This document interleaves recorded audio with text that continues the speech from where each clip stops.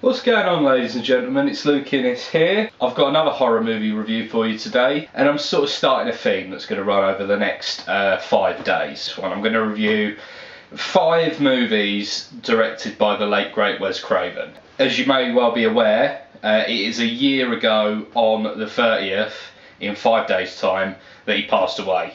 So for each of the days up until the anniversary of his death, I am going to be reviewing one of his best known movies.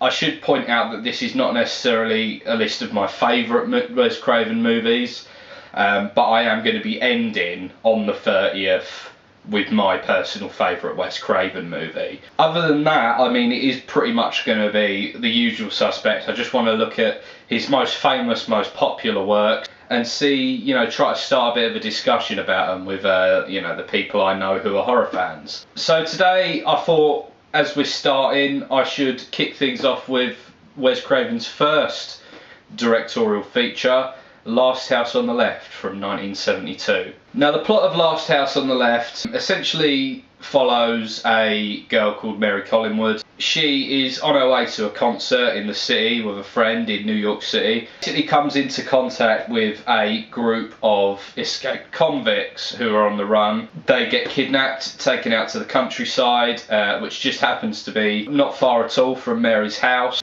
and they are sexually humiliated, tortured, raped and killed. Due to some car trouble, the cons end up spending the night in the Collingwood house, during which time her parents discover what this group of people have done and decide to take revenge for their daughter's death.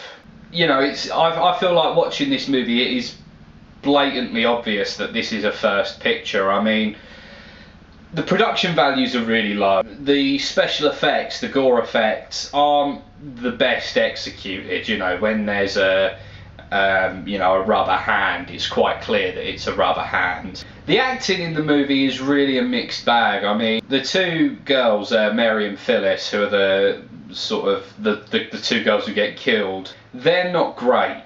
David Hess as Krug Stilo is just superb. He plays the horrible, nasty, sleazy bastard very well. Another example of a real problem is more in the sort of naivety of the sort of setup of the story. I mean, you look at the fact that there's these sort of comedy interludes of these two sort of incompetent police officers trying to track down Mary and Phyllis. They kind of bumble through every so often in these sort of comedy sketches with chickens and stupid dialogue and all sorts of different things like that. And I mean, that was included clearly as an effort to kind of lighten the mood, which, when you think about it, a movie like this, you can't lighten the mood. For him sort of saying, well, we want people to not be too mortified by what's going on, although it remains mortifying, it's got to be said. And that's really the key thing, is that the movie is mortifyingly disturbing.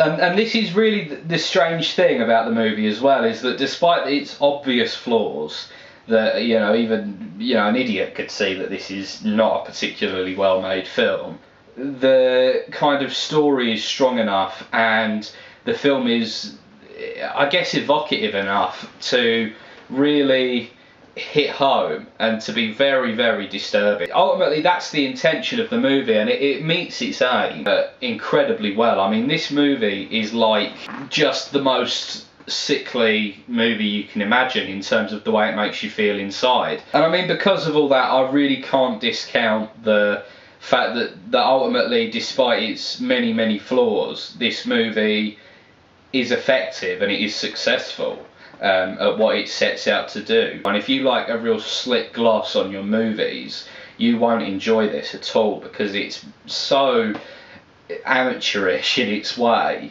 that it would be unbearable for someone who's in it for nice high production and all of that sort of thing. Whether or not I recommend this movie, it really depends. From a historical point of view, I totally recommend it, because it's an important part of the lineage of horror, but really, it's not that enjoyable of a watch. There isn't a big sort of payoff particularly. Kind of the whole message of the movie is that it's about the kind of inevitable self-fulfilling prophecy that is violence. Overall, I've got to say that In terms of a score, I would give Last House on the Left a 8 out of 10. It's a deeply, deeply effective movie that really is relentless in just making you feel totally disturbed and disgusted with yourself for the fact that you can't stop watching, despite the fact that the production values are very low and the